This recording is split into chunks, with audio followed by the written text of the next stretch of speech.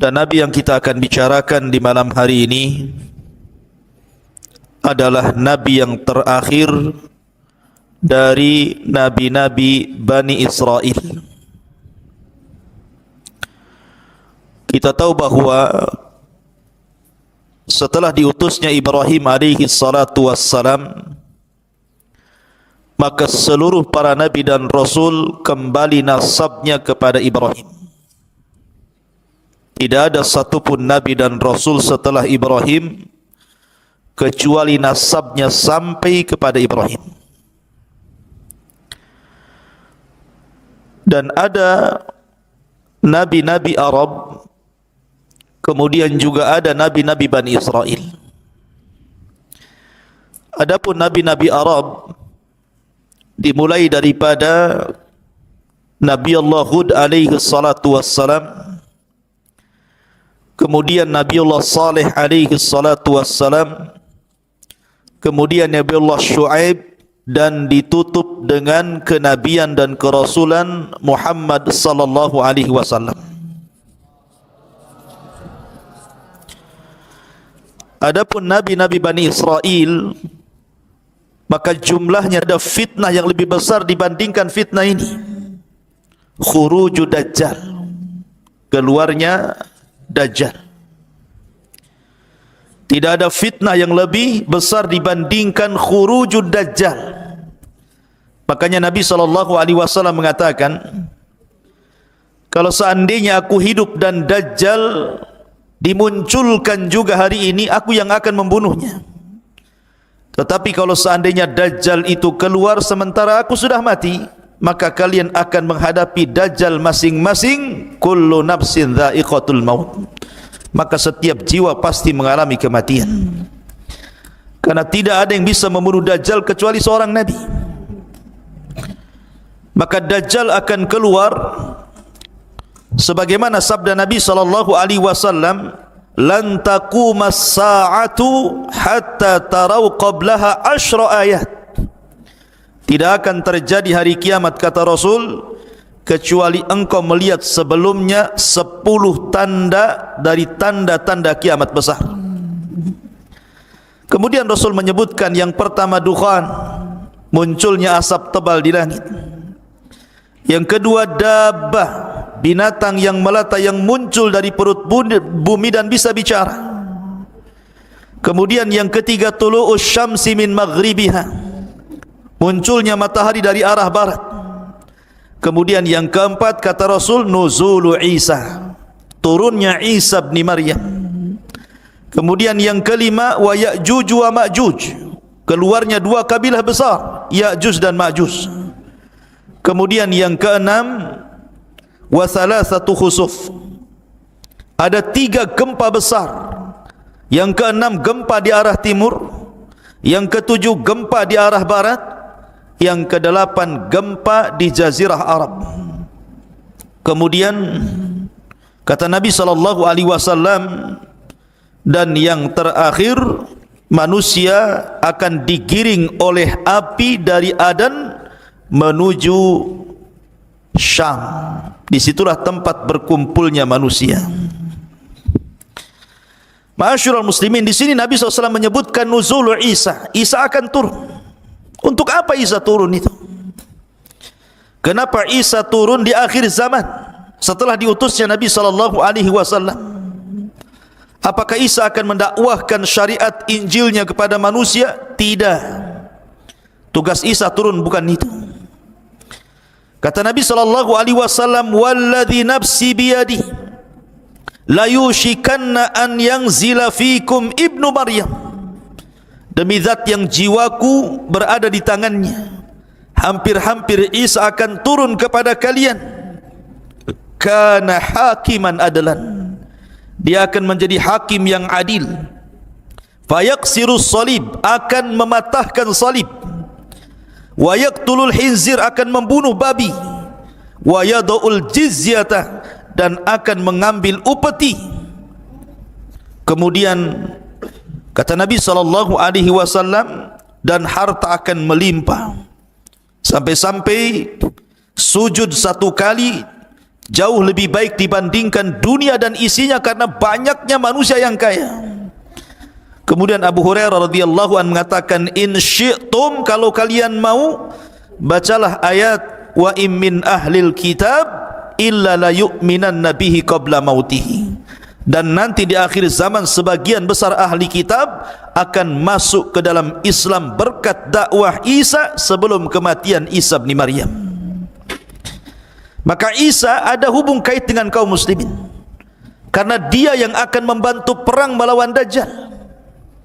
Ketika kaum muslimin dipimpin oleh Muhammad ibn Abdullah atau dikenal dengan Imam Mahdi melawan tentara Dajjal yang diikuti 70.000 orang-orang Yahudi Asfahan lengkap dengan atributnya, tidak sanggup melawan mereka.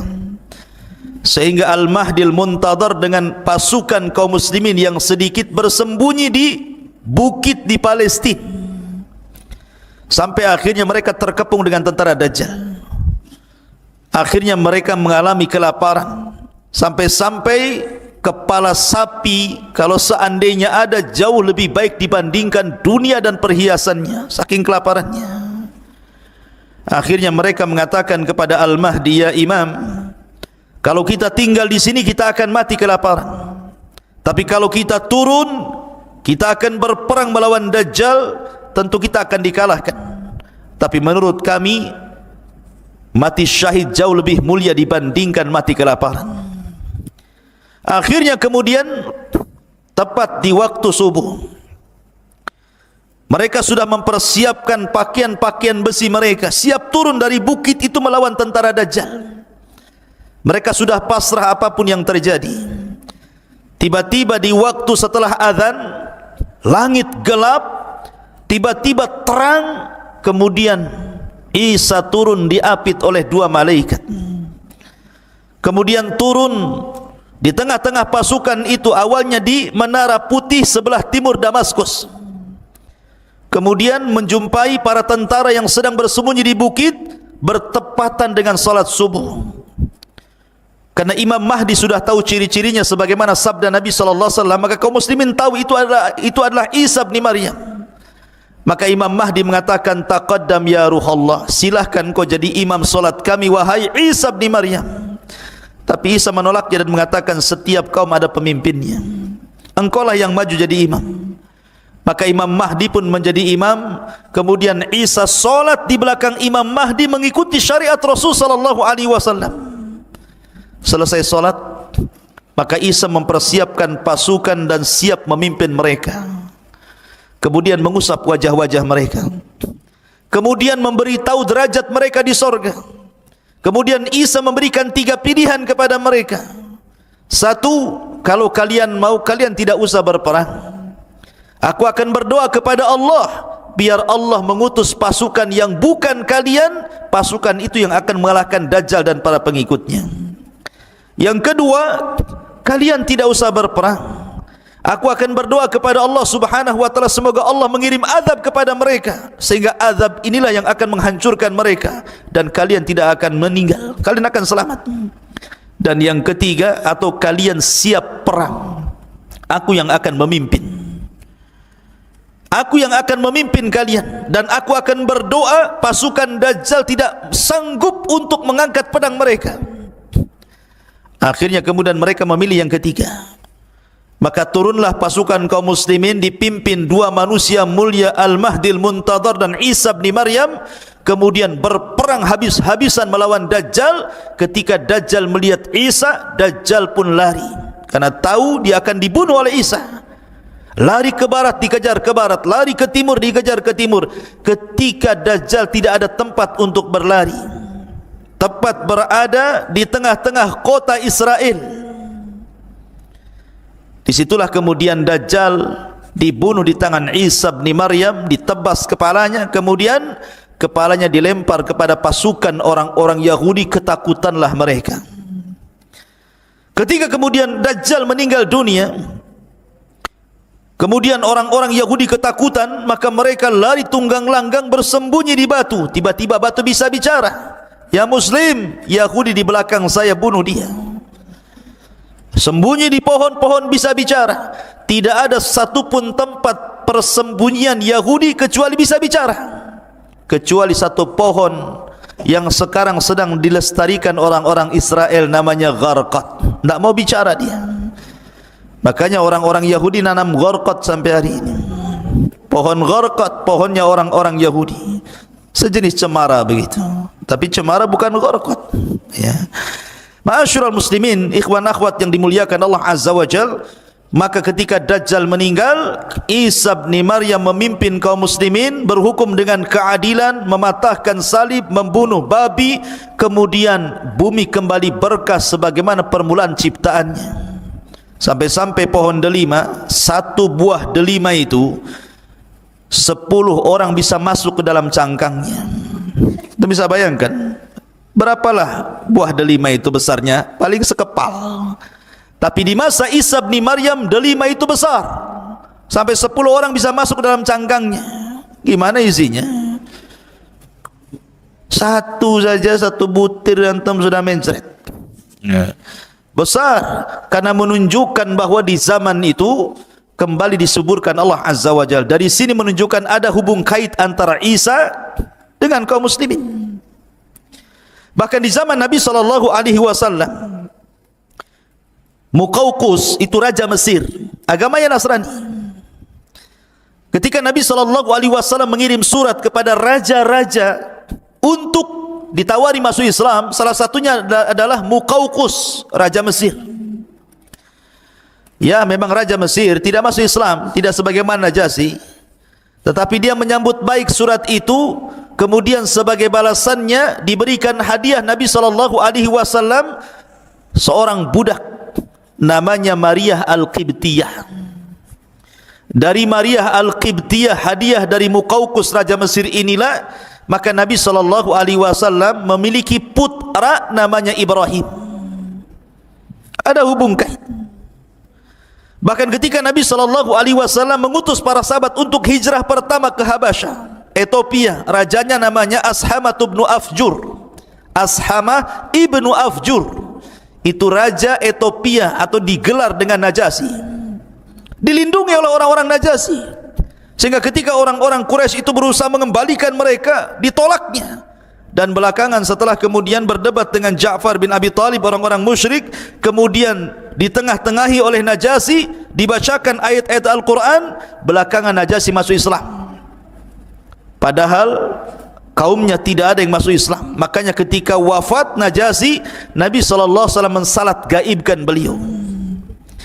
Bahkan di zaman itu orang-orang Najran, Yaman, banyak yang beragama Nasrani, berbondong-bondong datang kepada Rasul, berdebat soal kenasranian, kemudian belakangan mereka masuk Islam. Jadi ada hubung kait antara kita dengan Isa dan juga umatnya Nasrani. Ma'asyiral muslimin yang dimuliakan Allah Azza wa Jalla, makanya wajar kalau Al-Quran itu secara komplit menjelaskan sejarah Isa sejak lahirnya, ibunya, siapa yang mengkafilnya, sampai di waktu dewasanya, sampai diangkatnya, betul-betul dijelaskan secara detail dalam Al-Quran, menunjukkan bahwa kita mengakui Isa bin Maryam, dia adalah agama bagi orang Nasrani, nabi bagi orang Nasrani, sebagaimana kita mengakui Musa adalah nabi bagi agama Yahudi. Tapi mereka tidak pernah mengakui nabi kita. Jahatnya mereka tidak pernah mengakui nabi kita. Makanya ketika Imam Al-Baqillani rahimahullahu ta'ala berdebat dengan seorang Nasrani dan mengatakan, kata Nasrani ini, ya Baqillani, kenapa agamamu fanatik sekali? Kata Imam Baqillani, kenapa emangnya? Kalian melarang menikahkan putri-putri kalian dengan kami orang Nasrani dan juga orang-orang Yahudi, sementara kalian membolehkan menikahkan laki-laki kalian dengan putri-putri kami. Kata Imam Baqillani, karena kami umat Islam bagi kalian dan mengaksa kepada Yahudi, tapi kalian Muhammad sallallahu alaihi wasallam kepada, ya. Masuk pada kisah siapa dia. Kita awali kisah ini di dalam Al-Quranul Karim. Ada satu surat namanya Al-Fatihah, Al-Imran itu keluarga Imran. Penamaan Al-Imran itu, pertama Allah Subhanahu wa taala berfirman, wa idh qalat imra'atu Imran, dan ketika berkata istrinya Imran. Al-Imran 30. Yang ketiga, Allah astafa Adam. Pertama dalam surah 2 Al-Imran 35 dan Al-Imran 3 beradik. Bab dan Maryam, kakek daripada Isa bin Maryam. Ma'asyiral muslimin yang dimuliakan Allah Azza wa Jalla, baik, kita mulai kisahnya. Bani Israel. Bani Israel itu terpecah menjadi dua kelompok di zaman itu. Ada Bani Israel yang saleh, taat dengan Allah, beribadah kepada Allah, mentauhidkan Allah, suci. Maka di situ yang memakmurkan Baitul Maqdis, itu pusat peribadatan orang-orang Nasrani. Disitulah Baitul Maqdis sang Imran. Keluarga Imran, ma'asyiral muslimin, Mansha Imran ibn Mansha ibn Daud, artinya masih keturunan ya. Hannah bintu Faqud. Allah takdir ketika Imran ini dan istrinya berjalan-jalan di padang pasir, kemudian beristirahat di bawah pohon, dia melihat akhirnya kepada Allah Subhanahu wa taala. Di antara nazarnya dia mengatakan sebagaimana, wa idh qalat imra'atu Imran fataqabbal minni innaka antas samiul alim. Dia mengatakan, ya Allah, kata istri Imran Hannah ini, aku bernazar kepadamu, kalau aku punya bayi, aku mengandung laki-laki, Baitul Maqdis, dan aku wakafkan dia hidup di Baitul Maqdis. Itulah nazarnya istri. Tetapi Allah Subhanahu wa taala qalat rabbi inni wada'tuha untha. Tapi ketika melahirkan, karena di saat itu kan enggak ada laki-laki ke perempuan gitu ya. Tapi kalau banci tak ada, laki-laki perempuan saja. Ya. Kok dia bukan salah ketika di perutnya? Ya. Apa namanya, Hannah ini tidak tahu kalau isi perutnya itu bayi laki-laki. Apa alasannya? Satu, karena laki-laki lebih kuat tenaganya dibandingkan perempuan. Yang kedua, melakukan khidmat dibandingkan perempuan, karena perempuan kan ada waktu haidnya. Kemudian yang ketiga, laki-laki itu tidak ada aib, bisa berkumpul dengan siapapun.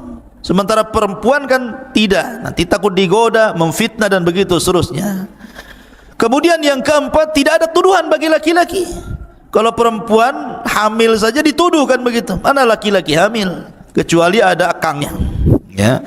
Artinya bahwa bukan kanker, tumornya. Jadi kenapa Hannah ini ingin punya anak laki-laki? Karena sebab-sebab tadi. Setelah keluar, rupanya bukan anak laki-laki, anak perempuan pula. Makanya kemudian Allah Subhanahu wa taala berfirman di sini, walaysa dzakaru kal untha, dan berbeda laki-laki, tidak sama dengan samaituha Maryam, dan aku beri nama dia Maryam. Jadi Maryam itu yang memberi nama Allah sendiri. Dan ketika Allah mengatakan walaysa dzakaru kal untha, tidaklah laki-laki sama dengan perempuan, maknanya walaupun tapi dia bisa menjangkau semua laki-laki. Karena Rasul mengatakan kamula minar rijal kathirun, laki-laki sempurna itu banyak, tetapi perempuan yang sempurna itu cuma 4. Pertama, istrinya Fir'aun, Asiyah bintu Muzahim. Yang kedua, ibunda Isa, Maryam bintu Imran. Yang ketiga, Khadijah, istri Nabi sallallahu alaihi wasallam, zaujatun Nabi sallallahu alaihi wasallam. Dan yang keempat, Fatimah bintu Rasulillah. Inilah 4 wanita terbaik dunia. Salah satunya siapa? Salah satunya Maryam. Ya. Karena Maryam ini adalah wanita yang luar biasa. wa inni sammaituha Maryam wa inni u'idzuha bika wa dzurriyyataha minasyaitonir rajim. Lihat bagaimana Allah janji membuat perlindungan kepada Maryam, dan sesungguhnya saya akan melindungi Maryam dan keturunannya dari syaitan yang terkutuk. Karena begini ikhwan, Nabi SAW bersabda, ma min mauludin illa syaitanu yamassuhu hina yulad fayastahillu sarikhan min masyati syaitan iyahu illa Maryam wabnaha, kata Rasul. Ketika anak dilahirkan, maka setan pasti akan menusuknya dengan jarinya di lambung kirinya atau kanannya hingga bayi itu menangis. Kenapa? Makanya setiap bayi yang dilahirkan pasti menangis. Itu karena ditusuk lambungnya sama setan itu, tapi tidak membahayakan bayi. Setan menusuk itu ingin ngasih tahu, aku musuhmu mulai hari ini, maksudnya memberitahu permusuhannya. Maka semua bayi termasuk antum ini pernah ditusuk lambungnya sama setan saat lahir, ya. Makanya ada yang kesetanan juga waktu tidur ngantuk. Masyarul muslimin yang dimuliakan Allah Azza wa Jal, kecuali dua tidak pernah ditusuk setan saat lahirnya, kata Rasul, illa Maryam wabnaha, kecuali Maryam dan putranya Isa bin Maryam. Allah lindungi dari syaitan. Makanya Allah Subhanahu wa taala mengatakan tadi, wa inni u'idzuha bika wa dzurriyyataha minasyaitonir rajim. Kemudian fataqabbalaha rabbuha biqabulin hasanin wa ambataha nabatan hasanan wa kaffalaha Zakaria. Maka Tuhannya menerima sebagai nazar dengan penerimaan yang baik dan mendidiknya dengan pendidikan yang baik, dan Allah menjadikan Zakaria sebagai pemelihara bagi Maryam bintu Imran. Jadi kisahnya seperti ini. Jadi ketika kemudian nazarnya diterima, lahirlah Maryam bintu Imran. Allah takdirkan saat hamil Imran meninggal dunia. Artinya ketika Maryam lahir, dia menjadi wanita yatim karena ayahnya meninggal, sementara ibunya sudah tua, tidak sanggup merawatnya, dan dia sudah bernazar untuk memberikan bayi yang baru lahir ini. Dalam riwayat ketika melahirkan saja langsung dibungkus, kemudian dibawa ke Baitul Maqdis, langsung diserahkan kepada Zakaria. Tetapi orang-orang di Baitul Maqdis, ahli ibadahnya, para ruhbannya tidak terima. Kami juga mau, wahai Zakaria, jangan engkau saja yang memelihara, karena itu anak dari orang suci Imran, keluarga terbaik dan termulia. Akhirnya kata Zakaria, gini saja, saya tidak bisa langsung memiliki bayi ini. Bagaimana kalau kita taruhan? Kumpulkan semua ruhban, semua padri-padri, semua pendeta-pendeta ahli ibadah, kita qur'ah, kita mengundi siapa yang berhak untuk mengkafil anak bayi Maryam ini. Akhirnya semua ubad pada datang dari mana-mana. Bagaimana caranya? Kata Zakaria, cara undian kita sepakati, masing-masing kalian bawa pena, bawa pulpen, bawa patlot, ya. Kemudian masing-masing kalian berdiri di tepi sungai yang deras. Maka berjejerlah para rahib, para pendeta, para padri, orang-orang ahli ibadah itu berjejer semua di tepian sungai. Kata Zakaria, kalau seandainya kolam kalian dilempar ke sungai itu hanyut, berarti kalian kalah. Tapi kalau pena kalian dilempar justru dia melawan arus, maka kalian menang. Akhirnya semua pena dilempar ke sungai itu, ya hanyutlah. Gimana? Pena dilempar ke sungai hanyut. Ternyata cuma satu yang tidak hanyut, justru dia melawan arus jalannya, penanya Zakaria. Lah ketika itulah maka Zakaria menang undian, maka dia berhak untuk mengkafil Maryam. Maka Zakaria dan istrinya akhirnya pun mengkafil merawat Maryam sedari kecil. Betul-betul diletakkan di atas Baitul Maqdis, ruangan khusus di mihrab, tidak pernah keluar dari situ. Jadi betul-betul dirawat di situ saja sedari kecil sampai kemudian agak besar. Ketika umur 10 tahun ada peristiwa yang aneh. Ketika Zakaria kemudian masuk ke dalam mihrabnya, tiba-tiba kemudian di situ banyak makanan. Setiap hari ketika masuk ke mihrabnya banyak makanan. Makanan ini tidak tahu siapa yang ngantar, tiba-tiba ada saja di situ. Makanya disebutkan dalam Al-Quran, kullama dakhala 'alaiha Zakaria al-mihrab wajada indaha rizqa. Setiap Zakaria masuk ke dalam ruangan tempat ibadahnya Maryam, banyak makanan di situ. Anehnya lagi, makanan yang tidak ada di musim panas ada pula di musim panas. Makanan yang tidak ada di musim dingin ada pula di musim dingin. Artinya makanan yang belum ada musimnya sudah ada pula di situ.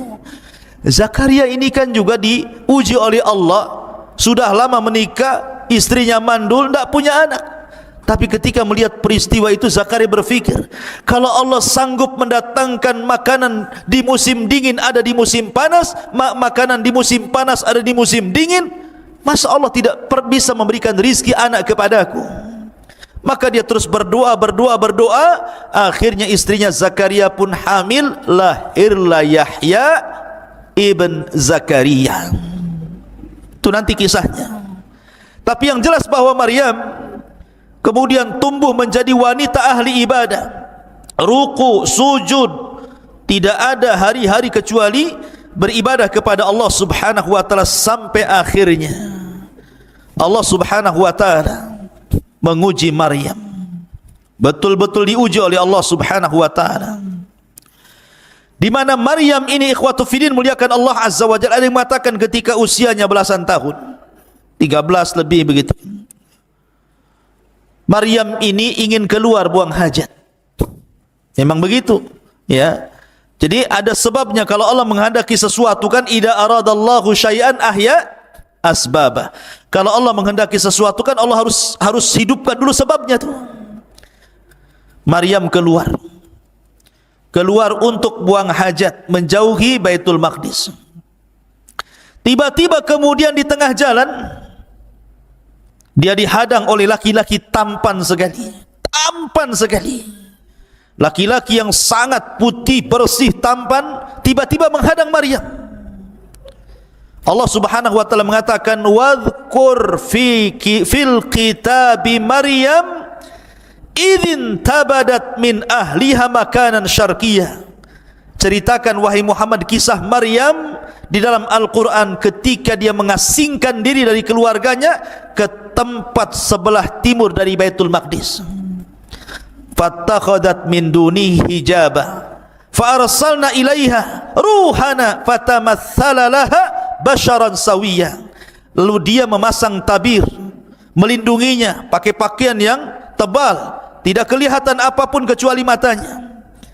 Kata Allah, lalu kami utus ruh kami Jibril, kemudian disuruh untuk tasyakkul, menyerupai manusia yang sempurna, yang paling tampan. Tiba-tiba Jibril yang dalam bentuk manusia tampan itu menghadang Maryam.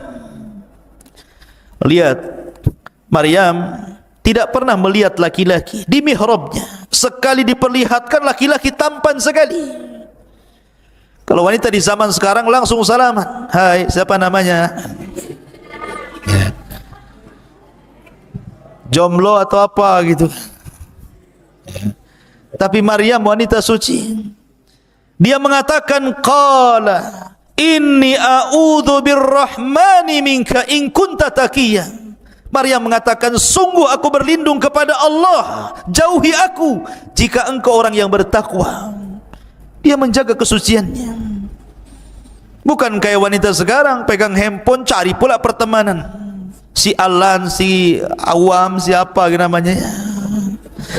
Alan pula ya, sebut-sebut ya. Ngapain cari-cari teman di Facebook?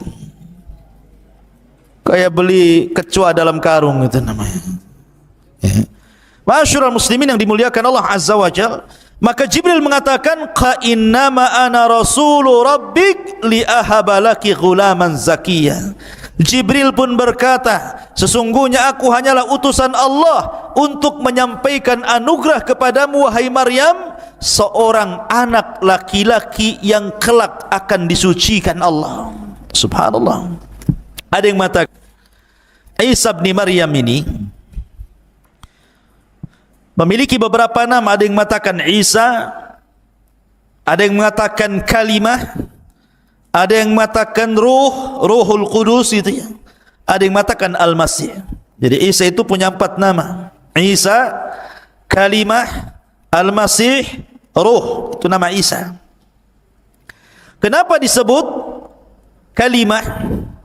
Kenapa disebut Al-Masih? Kenapa disebut Ruh? Karena kalimat itu Isa diciptakan sama dengan Adam, kun fayakun. Kalimat kun fayakun, jadi maka jadilah. Karena proses manusia itu ada yang diciptakan Allah tanpa ayah dan bapa, Adam alaihi salatu wassalam. Ada yang diciptakan tanpa ibu, Hawa. Ada yang diciptakan tanpa bapa, Isa bin Maryam. Ada yang diciptakan ada ibu bapa, antum semua ini ada ibu bapaknya. Jadi proses manusia ada 4 kan. Dan Allah katakan inna mathala Isa kamathali Adam. Permisalan Isa itu sama dengan Adam. Kalau Isa dikatakan dengan sebab dia tidak punya bapa kemudian dituhankan, Adam lebih hebat lagi, tidak punya bapa, enggak punya ibu, kenapa pula tidak dituhankan? Harusnya lebih dituhankan. Hawa hebat lagi, tidak ada ibu, diambil dari tulang rusuk Adam, harusnya dia lebih dituhankan. Maka Isa bukan Tuhan, sama dengan Adam, sama dengan Hawa. Ya. Jibril meniupkan ruh ke jaibnya, ke pesaknya Maryam. Kemudian ruh itu mengalir sampai masuk di kemaluan Maryam, kemudian jadi anak. Kun fayakun, jadi maka jadilah. Ada yang mengatakan, kata Ibnu Abbas radhiyallahu anhuma, bahwa kata Ibnu Abbas kehamilan Maryam itu fi sa'atin wahidah, 1 jam saja sudah besar perutnya. Kayak dipompa bagai balon tuh.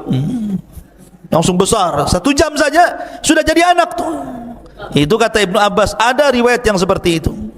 Ada yang mengatakan Isa dalam kandungan Maryam itu 9 ashur, seperti pendapat Ibnu Katsir rahimahullahu taala, ya 9 bulan sama dengan bayi-bayi yang lainnya. Ada yang mengatakan 8 ashur, 8 bulan. Ada yang mengatakan 6 ashur, 6 bulan. Jadi ada yang mengatakan 1 jam, ada yang mengatakan 9 bulan, ada yang mengatakan 8 bulan, ada yang mengatakan 6 bulan, dan ada yang mengatakan 1 jam saja. Tetapi Ibnu Katsir merojehkan Maryam sama dengan wanita-wanita yang lainnya 9 bulan mengandung Isa bin Maryam. Ketika dia mengandung, ikhwan, tentu seorang wanita berfikir dia tidak pernah berhubungan dengan laki-laki, disentuh pun tidak, tiba-tiba hamil. Apa yang akan dikatakan kepada manusia, ini bayinya siapa? Tentu orang-orang yang akan mengatakan Maryam berzina. Sama dengan wanita di zaman sekarang ingin seperti Maryam, punya anak gak jelas bapaknya. Ya. Jadi Maryam mengatakan, dia mengatakan qalat anna yakunu li ghulamun wa lam yamsasni bashar wa lam aku baghiyah. Maryam berkata, bagaimana mungkin aku mempunyai anak laki padahal tidak pernah laki-laki menyentuhku dan aku bukan seorang pezina. Maka Allah katakan qala kadzalika qala rabbuk huwa alayya hayyin wa linaj'alahu ayatan linnas wa rahmatan minna wa kana amran maqdiyya. Maka Jibril memberitahu, demikianlah Tuhanmu berfirman, hal itu mudah bagiku, dan agar kami menjadikannya suatu tanda kebesaran Allah bagi manusia dan sebagai rahmat dari kami, dan hal itu adalah sesuatu urusan yang sudah diputuskan. Memang begitu takdirnya wahai Maryam. Memang takdirnya seperti itu, harus hamil. Fahamalathu fantabadat bihi makanan qasiyya. Maka Maryam pun mengandung, lalu dia mengasingkan diri dengan kandungannya ke tempat yang sangat jauh. Maryam pun bersembunyi. Tapi ketika kemudian Maryam ini sudah membesar kandungannya, dia curhat kepada saudarinya. saudari daripada Maryam, istri daripada Zakaria alaihi salatu wassalam. Dia mengatakan pada istrinya Nabi Allah Zakaria, bagaimana mungkin aku bisa hamil? Bagaimana mungkin aku bisa hamil? Sementara tidak ada satupun laki-laki yang menyentuhku. Maka kata istrinya Zakaria, masih saudarinya Maryam, dia mengatakan, inni ara ma fi batni yasjudu lima fi batnik. Wahai Maryam, sama-sama hamil. Dia lahir nanti Yahya, sementara Maryam lahir Isa. Kata istrinya Zakaria, sesungguhnya bayi yang ada di perutku sujud kepada bayi yang ada di perutmu, katanya. Ini ta'zim. Di zaman dulu boleh sujud seperti ta'zim, tapi syariat Islam tidak boleh. Sampai-sampai akhirnya ada orang soleh, sangat soleh, namanya Yusuf An-Najjar. Itu orang soleh yang hidup di Baitul Maqdis. Dia mikir bagaimana Maryam bisa hamil. Dia takut kalau orang-orang kemudian menuduh Maryam dengan tuduhan macam-macam, sementara Maryam sudah dikenal wanita suci kala itu. Akhirnya kemudian kata Yusuf An-Najjar berdialog dengan siapa? Dengan Maryam. Kemudian mengatakan kepada Maryam bintu Imran rahimahullahu ta'ala, ya Maryam, inni sa'iluki an amrin fala ta'tajili alayya. Wahai Maryam, saya ingin bertanya kepadamu tentang perkara, sebuah urusan, jangan tergesa-gesa jawabnya. Fala ta'tajili alayya, jangan tergesa-gesa jawabannya. Qalat, kata Maryam, apa itu? Kata Yusuf An-Najjar, hal yakunu qad syajaratun min ghairi hab. Maryam, adakah ceritanya pohon tumbuh bukan dari bijinya, tahu-tahu tumbuh saja? Wa hal yakunu zar'un min ghairi badrin, apakah ada semacam padi atau yang lainnya tiba-tiba tumbuh tanpa biji? Wa hal yakunu waladun min ghairi ab, ataukah ada seseorang anak lahir tanpa bapak? Maryam paham dengan pertanyaan itu. Tapi Maryam cerdas dan mengatakan, adapun perkataanmu, apakah mungkin pohon tumbuh tanpa ada biji dulu, ataupun mungkin padi-padian tiba-tiba tumbuh tanpa ada benih? Maka Maryam mengatakan, bagaimana dahulu ketika Allah menciptakan pohon, apakah juga dari biji? Tentu tidak, kun fayakun. Adapun kemudian kalau seandainya kau mengatakan adakah anak kemudian lahir tanpa ayah, ya, Adam alaihi salatu wassalam lahir tanpa ayah, bahkan tanpa ibu. Hawa lahir tanpa ibu. Kalau seandainya aku mengandung tanpa ayah, ini keajaiban dunia, apa salahnya? Dari sini kemudian Yusuf An-Najjar mempercayai apa kata-kata Maryam ini, kemudian berusaha untuk menutupi dari orang-orang dan menasihati agar Maryam saat kelahiran keluar dari Baitul Maqdis jangan ada yang tahu. Subhanallah, ketika kandungan sudah membesar, tentu orang akan malu. Seorang wanita pasti malu. Padahal Maryam itu wanita suci, pasti akan dituduh juga, apalagi wanita di zaman sekarang kan. Makanya kemudian Maryam pun berusaha untuk keluar dari Baitul Maqdis, kemudian mengarah ke Bethlehem atau Baitul Lahmin. Di situ telah tempat kelahiran Isa bin Maryam.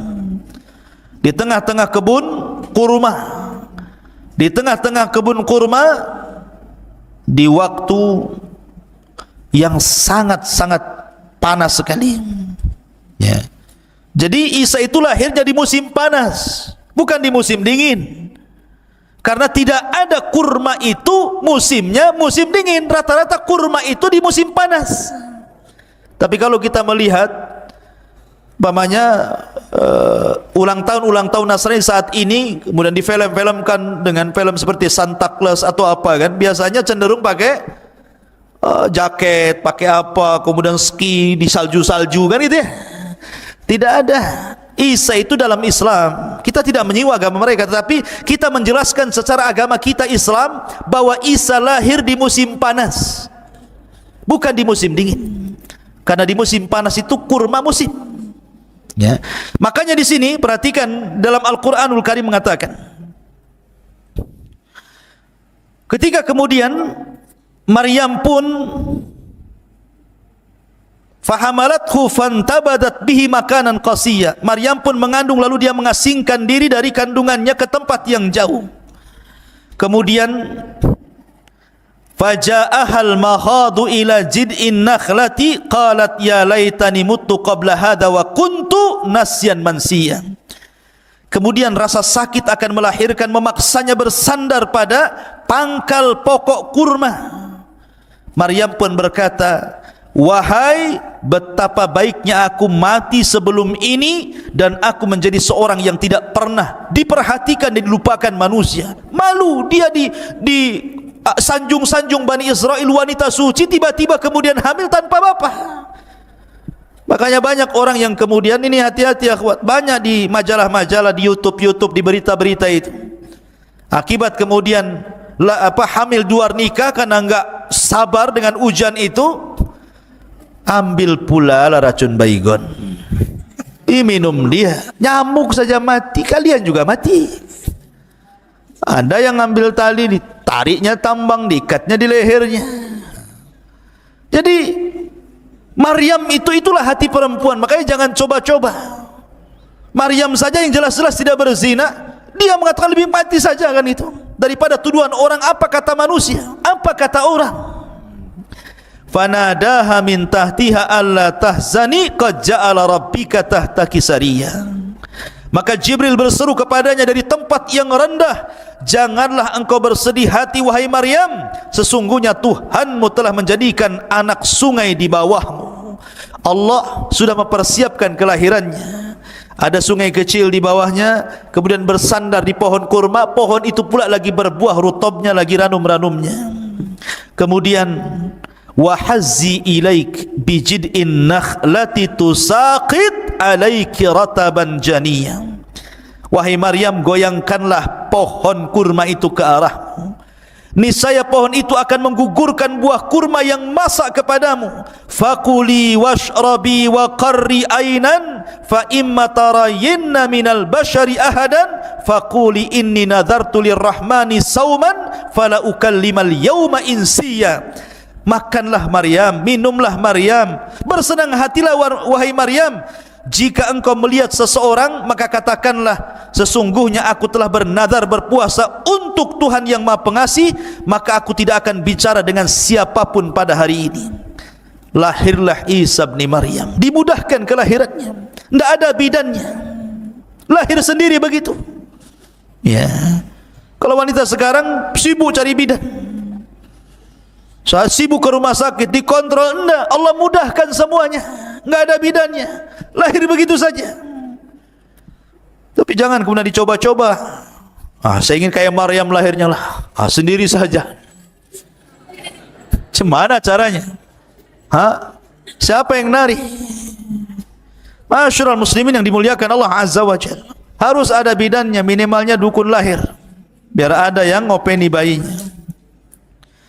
Masyarul muslimin yang dimuliakan Allah, iwan akhwat yang dimuliakan Allah Azza wa Jalla. Kemudian setelah Maryam melihat Isa putranya, kemudian tumbuhlah rasa sayang seorang ibu kepada anaknya. Tapi dia bingung, dia masih di kebun kurma masalahnya. Ini kalau saya pulang ke Baitul Maqdis, apa kata manusia? Tapi bagaimanapun itu bukan tempat dia di situ. Tidak mungkin dia hidup di pohon kurma, di kebun-kebun kurma. Tetap dia harus balik ke Baitul Maqdis. Fa'atat bihi qaumaha tahmiluhu qalu ya Maryam laqad ji'ti syai'an fariyya. Maryam pun kemudian kembali ke Baitul Maqdis. Kemudian orang-orang pun mengatakan sesuatu. Kemudian dia Maryam membawa bayi itu kepada kaumnya dengan menggendongnya. Mereka kaumnya berkata, wahai Maryam, sungguh engkau telah membawa sesuatu yang sangat keji. Bayi siapa itu? Hampir-hampir mereka melempari Maryam, kemudian merajamnya. Tapi Maryam sudah dibimbing oleh Allah, jangan bicara. Datang gendong bayi, kalau ditanya itu bayi siapa, jangan bicara. Isyaratkan saja telunjukmu ke bayi itu, biar dia yang menjawabnya. Biar dia yang menjawabnya. Jadi setiap, Maryam, itu bayi siapa? Enggak bisa jawab, kan enggak boleh bicara. Ya. Jadi diisyaratkan aja ke bayinya. Maka kemudian apa yang terjadi? Fa asyarat ilaihi, maka Maryam menunjuk kepada anaknya. Mereka mengatakan, kaifa nukallimu man kana fil mahdi sabiyya. Hei Maryam, kau punya akal enggak? Kami akan bicara dengan anak kecil yang masih dalam ayunan, macam mana caranya?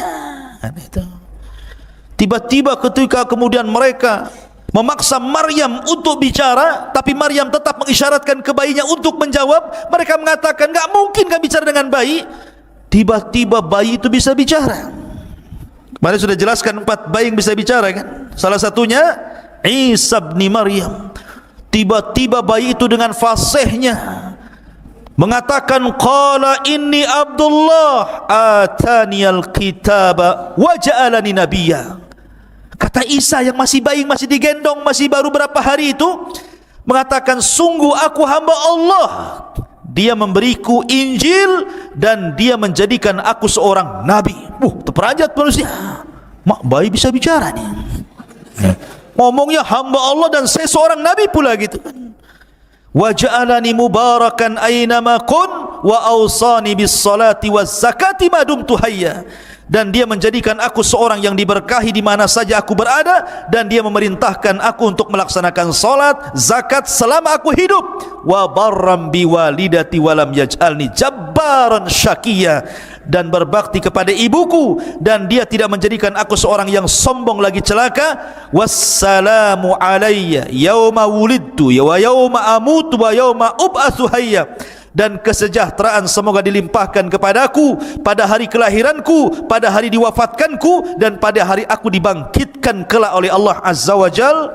Dzalika Isa bin Maryam qaulul haq alladzi fihi yamtarun. Itulah Isa bin Maryam mengatakan perkataan yang benar yang mereka ragukan kebenarannya.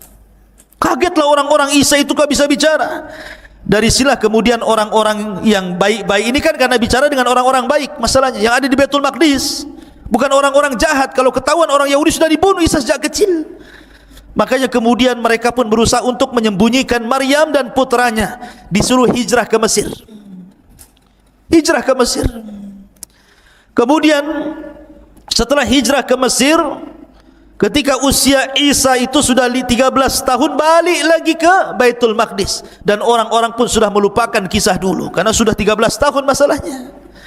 Disinilah Allah subhanahu wa ta'ala tampakkan kepada Isa bin Maryam banyak mukjizat yang disaksikan manusia sedari kecil sampai diangkatnya menjadi Nabi dan Rasul. Jadi suatu ketika, jadi kelahirannya saja sudah mukjizat sebenarnya. Jadi Isa itu sendiri mukjizat dalam perut Maryam, lahirnya juga mukjizat. Ya. Jadi suatu ketika namanya anak-anak, kemudian main-main sama anak-anak, lainnya antum main-main sama kawan-kawan antum. Kemudian Isa pun menebak, di kulkas rumahmu itu pasti banyak buah-buahan. 1 ada nangka, 2 ada durian, 3 ada ini, 4, 5 ikan asin juga ada di situ umpamanya. Ditebak-tebak gitu kan. Jadi anak ini pulang, betul pula di rumahnya ada makanan yang disebutkan Isa. Yang ini juga sama, pulang ke rumah kok betul gitu kan. Maka orang-orang menyangka Isa itu membawa sihir. Tetapi itu bukan sihir, itu mukjizat dari Allah subhanahu wa ta'ala. Terkadang Isa ini main-main, ambil tanah, kemudian dikual-kual, dibuat kepala burung, sayap burung, kemudian kaki burung, ditutup, hidup burung itu terbang coba. Bayangkan, bangga hebat itu. Main-main anak kecil, ya, ambil buah burung, ditiup, tahu-tahu terbang burung itu, kan luar biasa. Ini mukjizat. Ya. Coba kalau antum ambil tanah, buat burung ditiup 1000 kali, tetap saja ya tanah ya tanah. Ya, yang ada kemudian burungnya bawa pete, karena habis makan pete antum ditiup-tiup terus. Jadi intinya bahwa Isa dari kecil sudah ditampakkan itu. Sampai-sampai akhirnya ada orang sakit buta, sini, diusap sembuh dia. Ya, ada penyakit kulit, penyakit kurap gitu ya kan, diusap sembuh dia penyakitnya, abrosnya sembuh. Jadi Isa bisa mengobati. Sampai akhirnya ada kasus, ada orang meninggal, kemudian orang mengatakan carilah Isa, kasih tahu siapa pembunuhnya, hidupkan dia lagi katanya. Akhirnya dia datang, diusap, karena izin Allah hidup. Siapa yang bunuh kau? Si Anu. Oh, itu sudah. Sampai ada raja yang baru meninggal, pembesar yang baru meninggal, jenazahnya lewat di antara Nabi Isa dan orang mengatakan, ya Isa, hidupkan ini raja kami.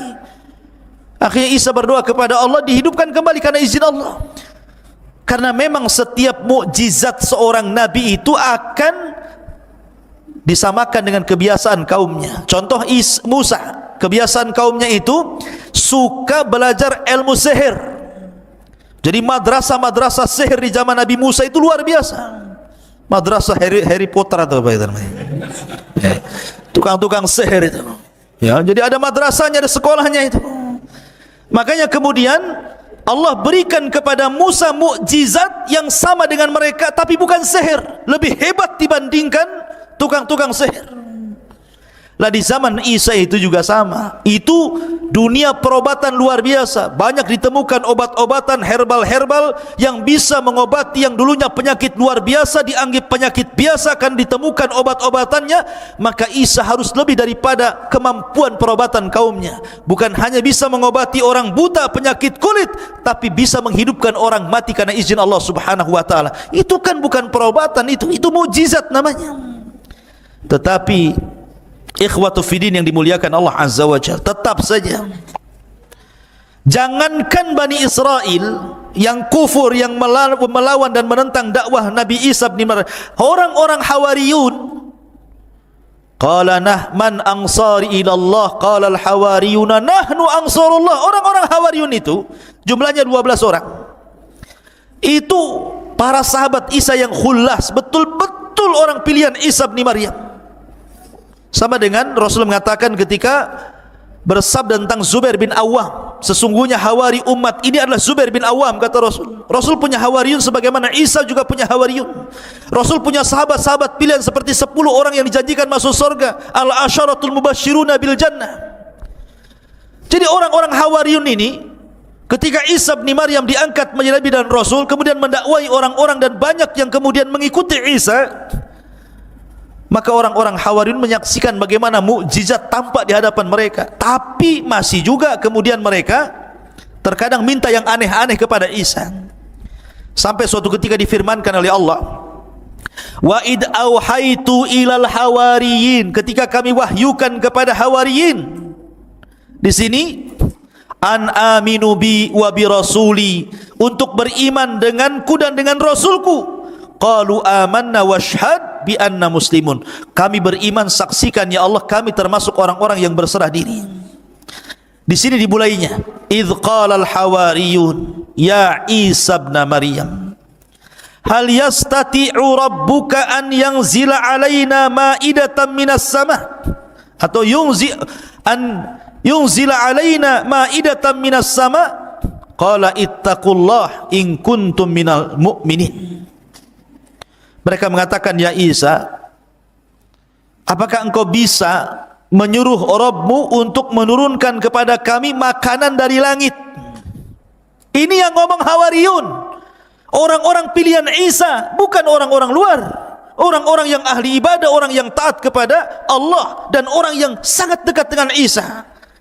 Mereka mulai bicara seperti umat sebelumnya, Bani Israel yang di zaman Nabi Musa yang suka degil itu. Mulai lagi dia muncul degilnya itu. Dia mengatakan, ya Isa, kami bukan tidak beriman kepadamu, tapi biar tenanglah hati kami. Kalau coba sekali-kali kau turunkanlah makanan itu, minta kepada Tuhanmu biar makanan itu dari langit saja turun. Sekali-kali kita pengen makan dari langit, bukan dari warung. Ya. Akhirnya kemudian qalu nuridu an na'kula minha, kami ingin makan darinya. Wa natma'innu qulubuna, agar kami tenang hatinya. Sampai kepada Isa kemudian mengatakan, qala Isa ibn Maryam Allahumma rabbuna anzil alaina ma'idatan minas sama nakunu lana idan li awwalina wa akhirina. Dalam riwayat Isa mengatakan, baik, tapi syaratnya kalian harus puasa 30 hari. Berpuasalah 30 hari mereka. Setelah puasa mereka lapar. Ya Isa, tolonglah datangkan makanan dari langit, kami sudah lapar ini. Maka Isa pun berdoa, ya Allah, turunkan kepada kami makanan dari langit, dan kami akan jadikan itu id bagi yang awal-awal dan akhir. Ini yang pertama dan terakhir, kata Isa. Warzuk wa anta khairur razikin. Berikan rizki kepada kami dan engkau sebaik-baik pemberi rizki. Tapi apa kata Allah? Baik, inni munazziluha alaikum. Saya akan turunkan makan itu untuk kalian. Faman yakfur ba'du minkum fa inni u'adzibuhu adzaban la yu'adzibuhu ahadan minal alamin. Nanti siapapun yang kufur setelah ini, ku azab dia dengan azab yang tidak pernah dirasakan siapapun di alam semesta ini. Ketika mendengar itu ketakutan tuh Bani Israel. Tapi kadang mereka sudah minta dan akan dikabulkan. Ternyata kalau mereka sampai kufur setelah kejadian ini, setelah mereka makan makanan itu, akhirnya mereka dapat ancaman azab. Ketika betul-betul turun itu, banyak sekali itu makanan itu. Cukup untuk Bani Israel itu makan banyak sekali macam-macam makanan. Orang-orang Hawariyun yang meminta hijau susu ketakutan makan. Kemudian melihat saja dari jauh. Sampai akhirnya datanglah manusia fuqara wal masakin dari mana-mana, akhirnya menyerbu makanan itu, kemudian barulah mereka ikut makan. Subhanallah, setelah makan rupanya makanan itu obat. Yang stroke jadi waras, yang asam urat hilang asam uratnya, yang kolesterol hilang kolesterolnya, yang pincang jadi tegak jalannya. Pokoknya jadi obat semuanya. Ya, kalau yang bodoh ya tetap bodoh lah, harus belajar. Takkan makan jadi pintar, ya kan? Kalau bodoh-bodoh saja, kecuali belajar. Ya. Masyarul muslimin yang dimuliakan Allah Azza wa Jal, akhirnya kemudian setelah kejadian itu mereka tidak minta lagi. Peristiwa-peristiwa seperti ini timbullah hasad kepada orang-orang Romawi, karena ketika itu Palestina dikuasai oleh Romawi, oleh orang-orang Romawi. Dilaporkanlah kepada sang raja Romawi bahwa ada orang yang semakin hari semakin banyak pengikutnya, dikhawatirkan lama-lama banyak pengikutnya dan akan menumbangkan anda wahai sang raja. Wah, dikompor-kompori. Akhirnya sang raja pun emosi. Siapkan pasukan, tangkap orang itu yang buat gaduh itu, tangkap, maksudnya Isa bin Maryam. Maka dikirimlah banyak pasukan mencari Isa. Isa pun bersembunyi bersama 12 orang Hawariyun. Ada yang mengatakan bahwa yang membocorkan tempat persembunyian adalah salah satu dari Hawariyun itu sendiri. Lihat, luar biasa. Akhirnya kemudian ketika Isa sudah merasakan, Jibril sudah tahu bahwa tentara sudah tahu tempat persembunyiannya, mereka tidak mungkin bisa lari dari situ dan pasti akan dibunuh. Isa pun berpesan kepada Hawariyunnya. Apa pesan Isa bin Maryam? Kata Isa kepada Hawariyunnya, wahai Hawariyun, man arada minkum an yakuna aqrabu minni fil jannah yulqa alaihi syabahi wa yujadu makani wa yu'khadu makani fayuqtal fayakunu rafiqi fil jannah. Kata Isa, siapa di antara kalian yang ingin kedudukannya dekat denganku di sorga, maka Allah akan samakan wajahnya dengan wajahku, maka dia akan menduduki tempatku, kemudian akan dibunuh, maka dia akan menjadi temanku di sorga. Siapa di antara kalian? Tidak ada yang mau, karena jelas mau dibunuh masalahnya. 12 orang ini. Tiba-tiba yang paling kecil usianya bangkit, saya wahai Isa, katanya. Isa nggak mau yang paling kecil. Diulang lagi kalimat itu, tetap dia lagi, dia lagi. Baik, karena kau sudah memilih hal itu, maka aku akan berdoa kepada Allah, wajahmu agar mirip dengan wajahku. Maka Allah subhanahu Isa pun mengusap wajahnya dengan izin Allah, miriplah wajahnya. Maka sebelum Isa naik ke langit, ditidurkan dan diangkat ke langit, maka Isa berpesan kepada yang masih setia itu, berdakwalah kau ke masing-masing daerah. Jangan satu daerah berpencar kemana-mana. Dakwahkan ajaranku kepada mereka, tauhidkan manusia, sembahlah Allah, jangan menyekutukan Allah macam-macam. Maka ketika kemudian orang-orang yang disuruh satu persatu lari, Isa tinggal sendiri dan orang yang diserupakan tadi, maka Isa pun Allah tidurkan. Setelah itu Allah subhanahu wa ta'ala angkat ke langit. Lah ketika Isa diangkat ke langit, maka pasukan datang menangkap orang yang diserupai itu, kemudian diarak, kemudian disalib, kemudian dibunuh. Kemudian orang-orang Yahudi mengatakan, qatalna Isa ibn Maryam, kami sudah membunuh Isa ibn Maryam. Maka Allah bantah, wa ma qataluhu wa ma sallabuhu walakin syubbiha lahu bal rafa'ahu Allahu ila sama, kata Allah. Isa tidak dibunuh, Isa tidak disalib, bahkan Isa diserupakan, bahkan Isa diangkat ke langit. Dan nanti akan turun di akhir zaman untuk membunuh Dajjal, mematahkan salib, membunuh babi, berhukum dengan hukum keadilan, dan akan membalikan keberkahan di alam semesta sampai akhirnya Allah wafatkan Isa bin Maryam di akhir zaman. Ketika Isa diangkat ke langit, ibunya bersedih. Ibunya tahu ini anaknya Maryam, ini bersedih. Bagaimana mungkin anakku disiksa dan disalib? Karena dia tidak tahu kalau Isa itu diangkat. Dia sangka bahwa itu adalah ibn Maryam. Maryam pun menangis sepanjang malam. Akhirnya Allah subhanahu wa ta'ala memberitahu Maryam bahwa putranya diangkat ke langit dan kondisinya baik-baik. Dari situ akhirnya barulah kemudian Maryam bintu Imran meninggal dunia. Ada yang mengatakan kalau versi mereka, versi orang-orang di luar Islam, bahwa Maryam pun diangkat setelah meninggal, diangkat ruh dan jasadnya ke langit. Tetapi pendapat yang kuat, sebagaimana disebutkan dalam tafsir ataupun dalam Al-Bidayah wan Nihayah, ada yang mengatakan bahwa Maryam bintu Imran dikubur di Palestina, dan ada yang mengatakan di pohon Zaid, ya, di Madinah Al-Quds, Maryam dikuburkan di situ. Tapi Isa bin Maryam tidak diwafatkan, tapi diangkat ke langit. Dan ini akidah Al-Quran, dan akan diturunkan di akhir zaman, dan kelak meninggal setelah membunuh Dajjal. Dan dia satu di antara tanda-tanda alamat kiamat yang besar.